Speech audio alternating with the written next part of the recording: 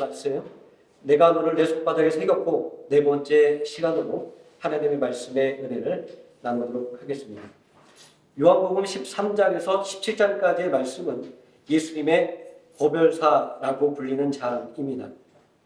십자가의 대속의 죽음이라는 구속사역을 앞두고 제자들에게 당신이 걸어가야 될 길과 그리고 그 길의 의미에 대해서 가르쳐주는 과정을 담고 있기 때문입니다.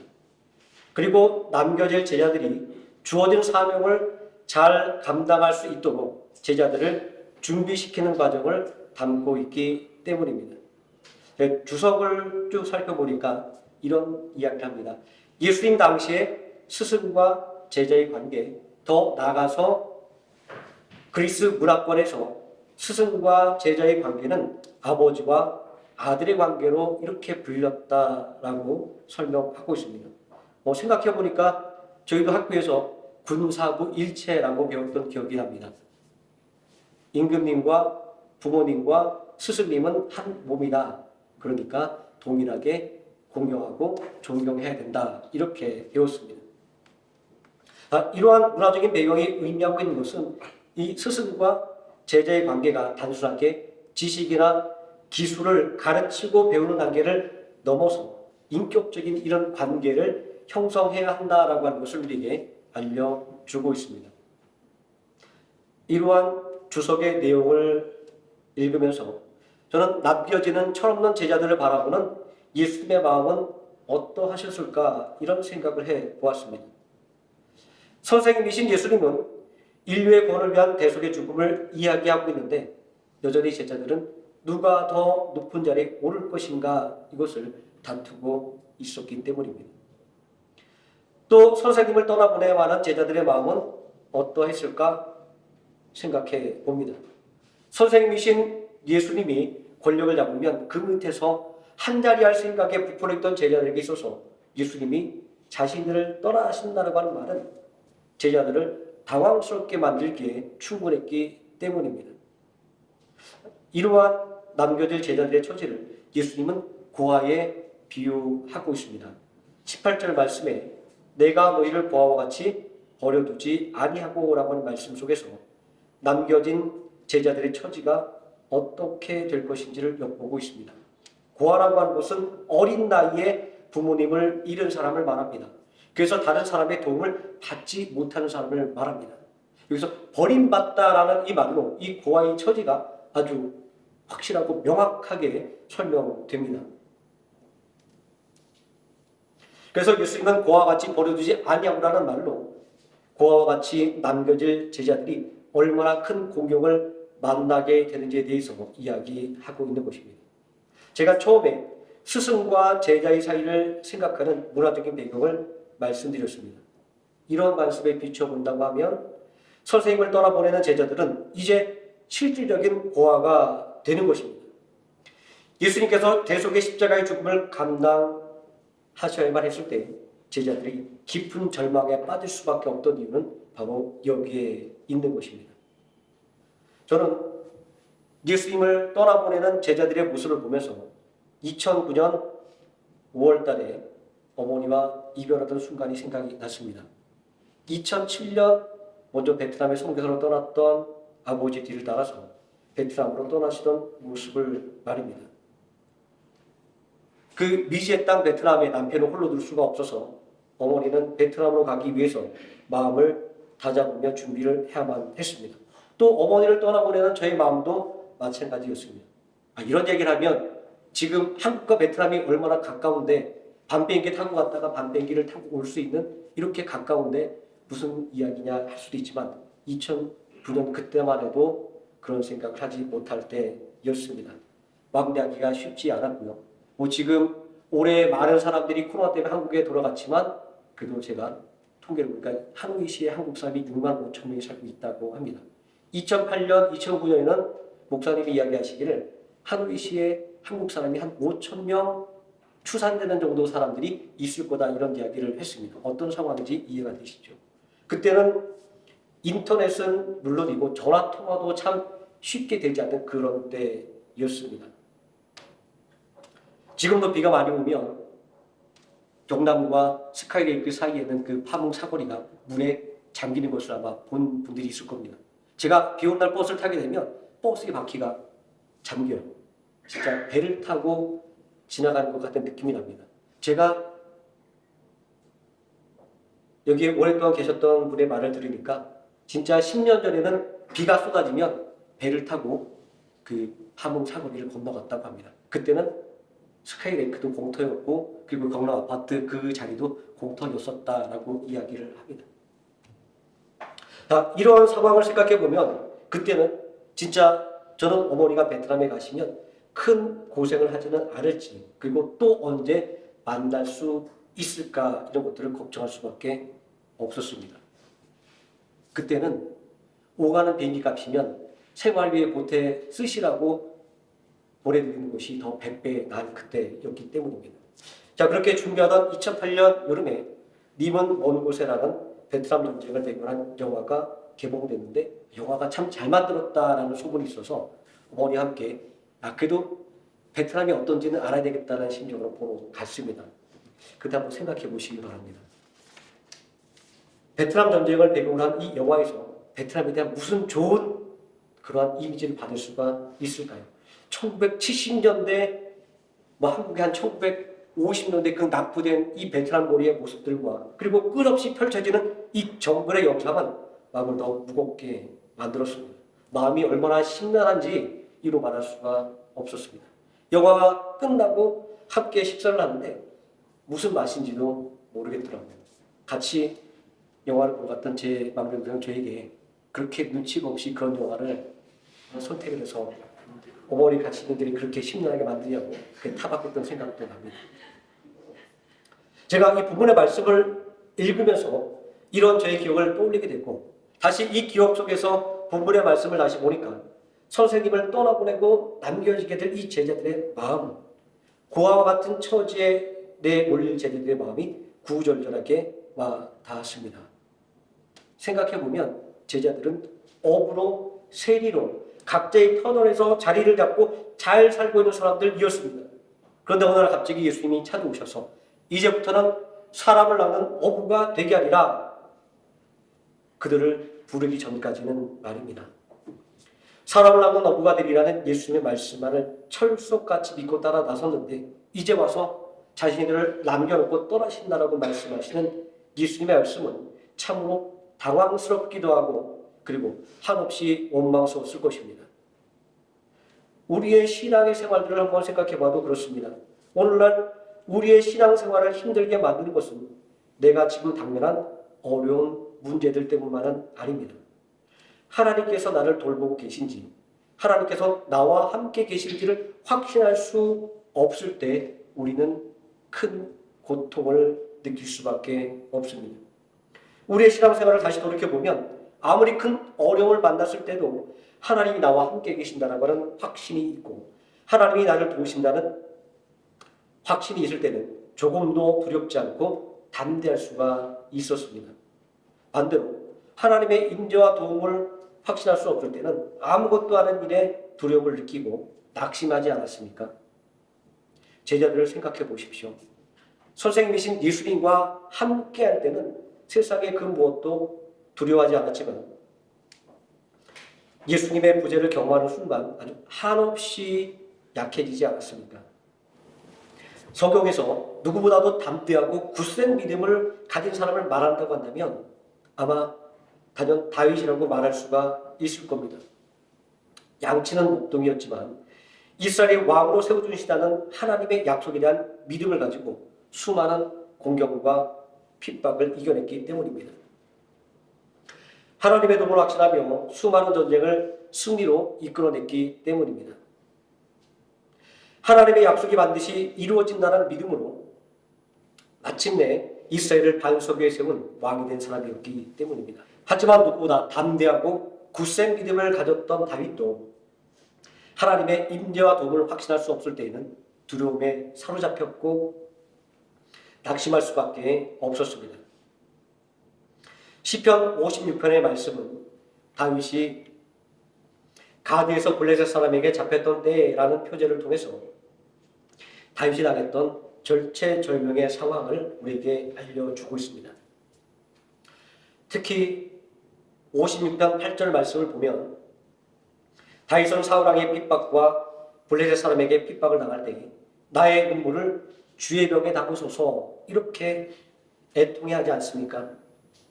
하나님의 약속을 받았지만 거듭되는 시련 속에서 그 약속에 대한 확신이 희미해져 갈 때 하나님께서 자신을 잊지 말고 기억해 주기를 간절히 바라는 다윗의 몸부림이 나의 눈물을 주의 병에 담으소서라는 이 고백 속에 압축되어 있습니다. 이런 다윗의 애통함의 경험은 오늘 우리의 경험이기도 합니다. 우리는 다윗과 같은 인생의 현실을 경험하게 될 때 우리의 기도와 또 예배와 헌신은 모두 하나님께서 나를 잊지 말고 기억해달라고 하는 간절한 몸부림일 수밖에 없기 때문입니다. 우리의 인생을 살아갈수록 연륜을 더할수록 하나님의 도움이 없이는 한순간도 온전한 삶을 살 수 없다는 것을 깨닫게 될 때 우리는 더 하나님께 나를 잊지 말아달라고 간절하게 매달릴 수밖에 없는 것입니다. 저는 여기서 우리가 잊고 있는 것에 대해서 한번 생각해 보았습니다. 제가 어머니를 베트남으로 떠나보낼 때 그때 안타까운 마음을 이야기 드렸습니다. 어머니를 보내는 자식의 마음이 안타까움이라고 한다면 자식을 남겨놓고 떠나는 어머니의 마음은 애통함입니다. 부모의 입장에서는 자식이 아무리 장성해도 물가에 세워놓은 아이처럼 걱정되는 것이기 때문입니다. 저희 어머니는 지금도 저에게 뭐라고 말씀을 하셔요. 그럼 저는 이렇게 얘기합니다. 어머니 그 아들이 지금 나이가 이제 50이에요. 그래도 어머니에게는 한없이 걱정되고 또 애통한 마음을 가질 수밖에 없는 그런 아들일 수밖에 없습니다. 지금까지 선생님을 보내야만 한 남겨질 제자들의 입장만을 생각했지만 정작 더 중요하게 생각해야 될 것은 남겨질 제자들을 생각하는 그 선생님의 마음입니다. 예수님께서 말씀하신 십자가의 죽음은 그것이 구원을 위한 유일한 방법이라 할지라도 이 죽음은 단절을 의미하는 것이었습니다. 누가 무슨 말을 한다고 해도 이제 제자들은 선생님을 잃은 고아가 될 수밖에 없는 것입니다. 버림을 당한다 이 말에서 드러나듯이 고아가 천덕꾸러기가 될 수밖에 없었던 것처럼 남겨질 제자들은 천덕꾸러기가 될 수밖에 없었습니다. 실제로 부활하신 예수님이 제자들을 강권하여 붙들지 않았다고 한다면 그들은 모두 질이 멸렬하게 흩어져 버리고 말았을 것이기 때문입니다. 예수님을 부인했고 예수님을 버리고 도망갔고 옛날 고기잡이 하던 대로 돌아갔던 그 제자들의 모습을 생각해 보십시오. 세상에 누구보다 이러한 제자들의 마음과 현실을 잘 알고 계시는 예수님은 이러한 제자들을 고아와 같이 버려두실 수가 없었던 것입니다. 그렇게 예수님은 제자들에게 내가 너희를 고아와 같이 내버려두지 않겠다 약속의 말씀을 주신 것입니다. 예수님이 이렇게 약속하고 있음에도 불구하고 현실은 어떠했습니까?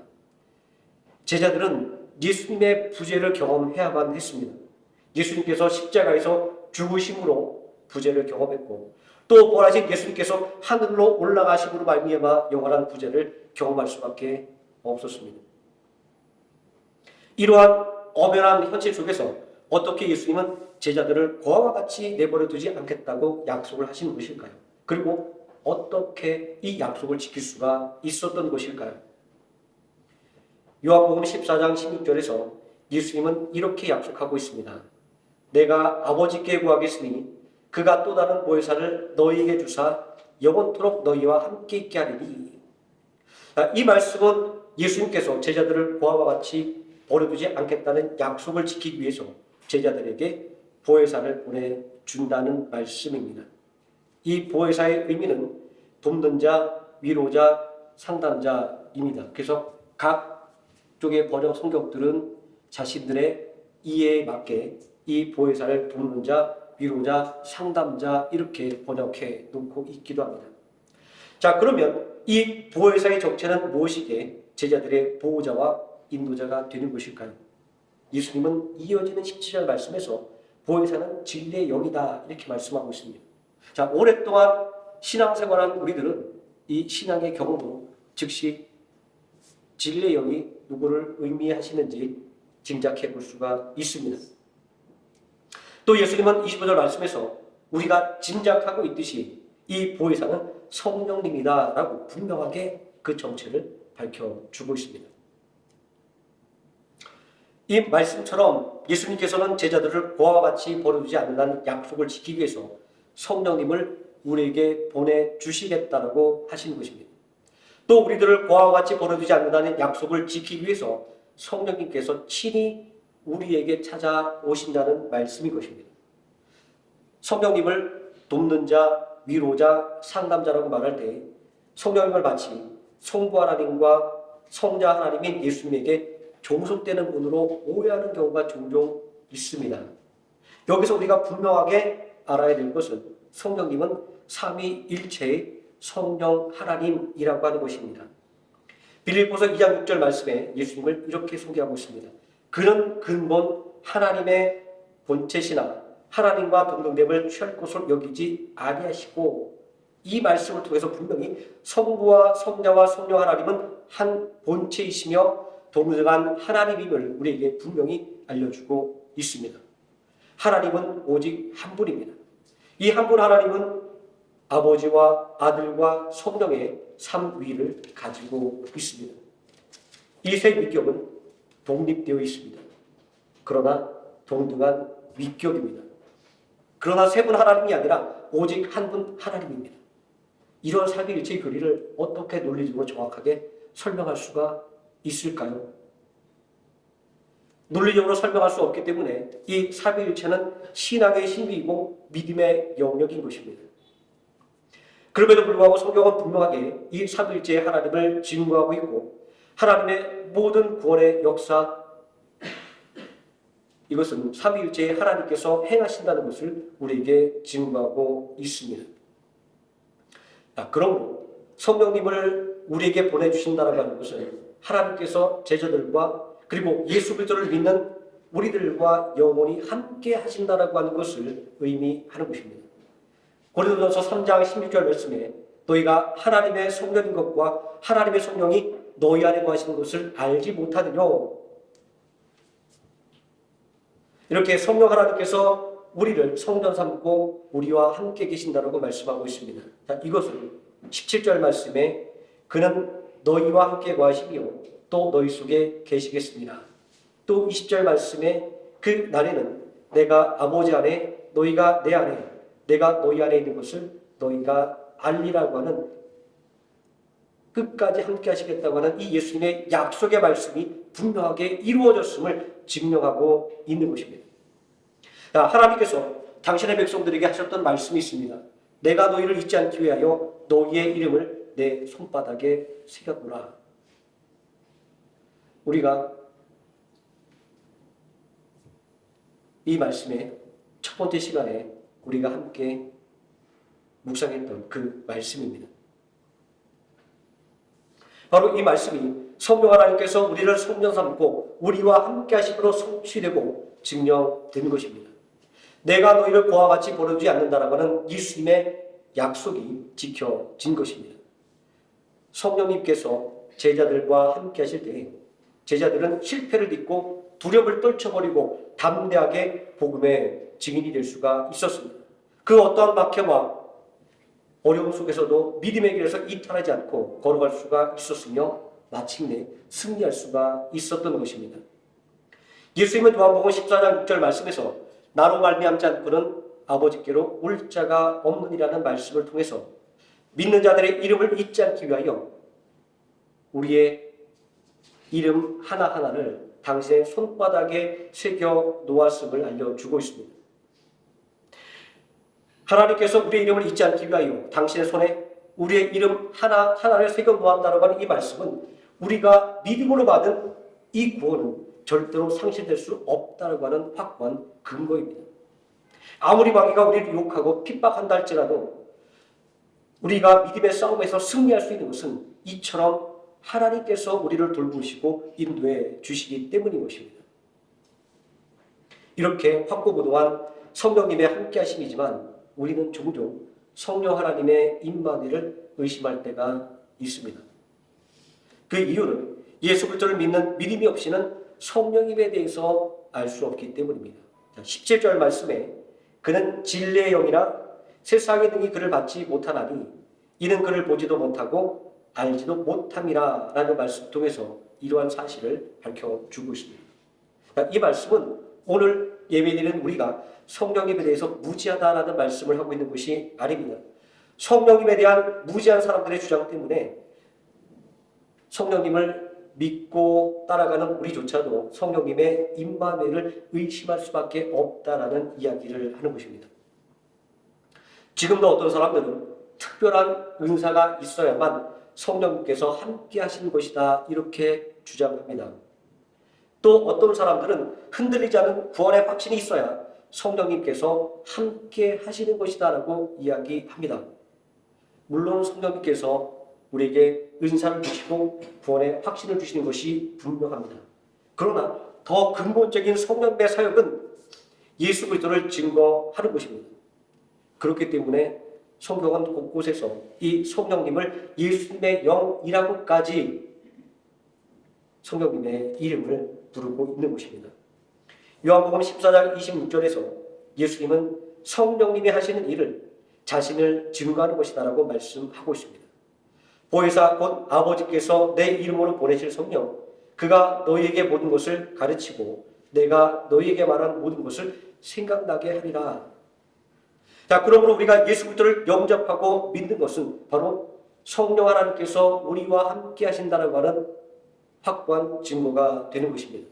우리가 예배를 사모하고 말씀을 사모하고 또 하나님을 찬양하는 자리에 나오며 하나님께 기도하는 것은 성령께서 우리 안에 함께 계시다고 하는 확고부동한 증거인 것입니다.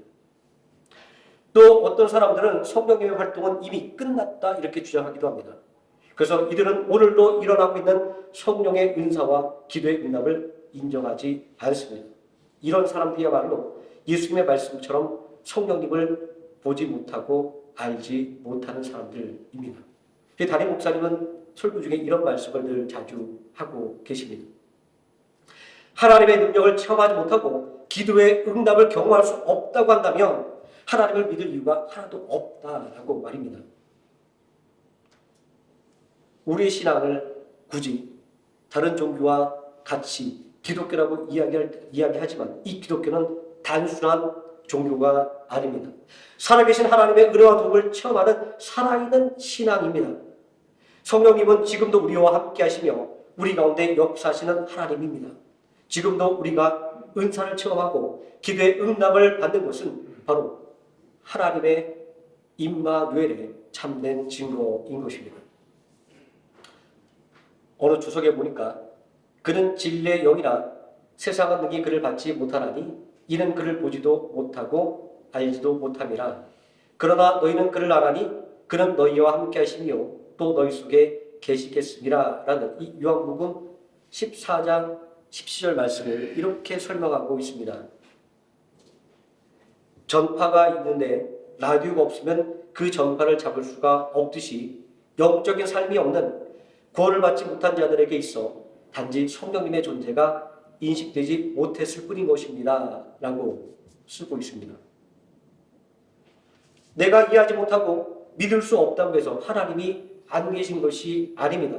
내가 체험하지 못했다고 해서 오늘날 성령님께서 역사하지 않는 것이 아닙니다. 전능하신 하나님을 살아계셔서 오늘도 역사를 주관하시고 성령 하나님은 우리를 성령 삼고 지금 우리와 함께 계십니다. 눈에 보이지 않고 귀에 들리지 않고 손에 잡히지 않지만 소리와 영상과 정보를 담은 전파는 분명히 존재합니다. 우리는 라디오나 텔레비전이나 스마트폰이나 컴퓨터가 있으면 눈에 보이지 않고 이 귀에 들리지 않는 그래서 그 존재를 믿을 수가 없었던 그 소리와 영상과 정보를 확실하게 확인할 수 있지 않습니까? 결국은 전파가 존재하는 것이 아니라 그 전파를 확인할 수 있는 도구가 없는 것이 문제였습니다. 우리의 믿음도 동일합니다. 하나님께서 우리를 위해서 일하지 않으시는 것이 아닙니다. 하나님께서 우리와 함께하지 않으신 것이 아닙니다.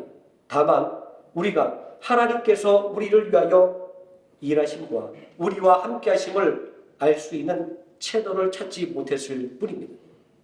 자, 우리는 원하는 음악 방송을 듣기 위해서 라디오 주파수를 맞추는 것처럼, 또 원하는 방송을 찾기 위해서 텔레비전의 채널을 맞추는 것처럼 하나님의 일하심과 또 하나님의 함께하심에 우리의 영적인 채널을 맞춰야만 하는 것입니다.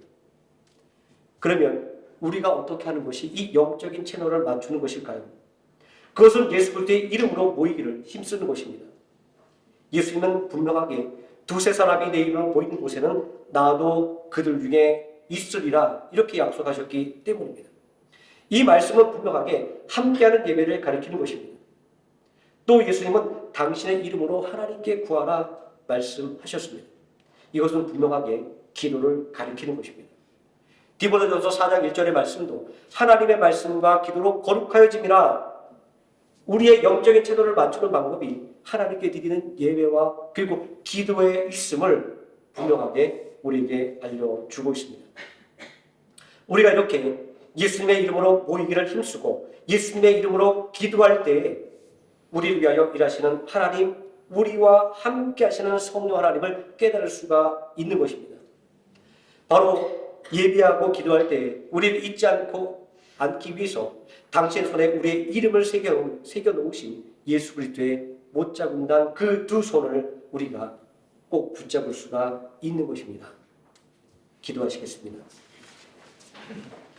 전능하신 아버지 하나님, 온전히 하나님의 일하심과 하나님의 함께 하심이 내 눈에 보이지 않고 느껴지지 않을 때가 있습니다.